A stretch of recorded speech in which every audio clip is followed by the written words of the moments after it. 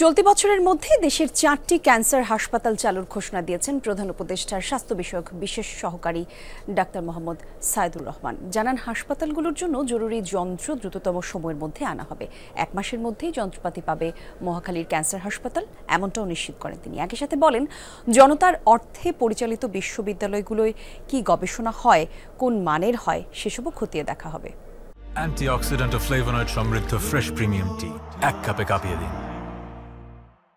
যেমনটা বলছিলাম, আমরা 14 জানুয়ারি কিশোরগঞ্জের হোসেনপুরে 2 লাখ মানুষের উপর গবেষণা চালিয়ে 214 জন ক্যান্সার রোগী পাওয়া গেছে।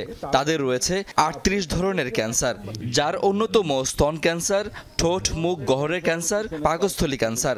গবেষণায় পাওয়া এসব তথ্য উপস্থাপন করা হয় বঙ্গবন্ধু শেখ মুজিব মেডিকেল বিশ্ববিদ্যালয়ের জনসংখ্যা ভিত্তিক ক্যান্সার পরিস্থিতি নিয়ে প্রতিবেদন প্রকাশ অনুষ্ঠানে। পুরুষদের মধ্যে ক্যান্সারের মৃত্যুর কারণ টপ 3টা ক্যান্সার হচ্ছে ব্রঙ্কাস এবং লাং, তারপরে ল্যারিংস, তারপরে লিভার। এবং নারীদের মধ্যে মৃত্যুর প্রধান কারণ হিসেবে যদি 3টা ক্যান্সার, তার 1 নম্বরে আছে ব্রেস্ট, তারপরে স্টমাক, তারপরে হচ্ছে লিপ এন্ড ওরাল ক্যাভিটি। পানকে আমরা খুব খারাপভাবে দেখি না, কিন্তু সমস্যা হচ্ছে যে পানের সাথে যে জর্দা এবং সাদা পাতা, অথবা একটা ইম্পর্টেন্ট জিনিস আমরা মনে করি না, অনেকে পান খাই না কিন্তু সুপারি খাই। This is the problem. প্রত্যেকটা সেক্টর এই যে ক্যান্সার রেজিস্ট্রিতে আমাদের রিসার্চের দ্বারকে ওপেন করে দিচ্ছে। আমি যদি বলি আমার মেডিসিনের কথা যদি বলি, দেখেন এখানে বিশাল একটা, দেখেন এখানে এনসিডির সাথে কিন্তু আমাদের ক্যান্সারটা রোড কোরিলেটেড।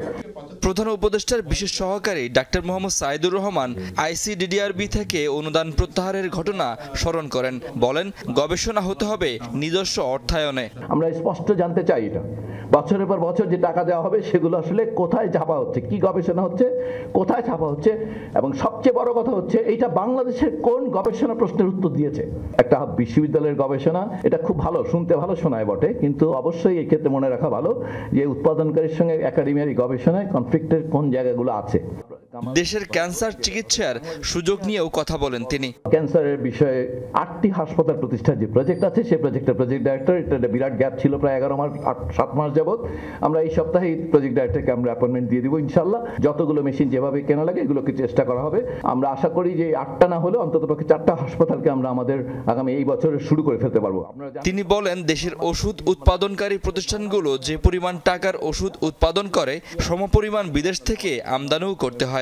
হাসপাতালগুলো ক্যান্সারের এই নেটওয়ার্কটা। শাকিল হাসান, যমুনা নিউজ, ঢাকা।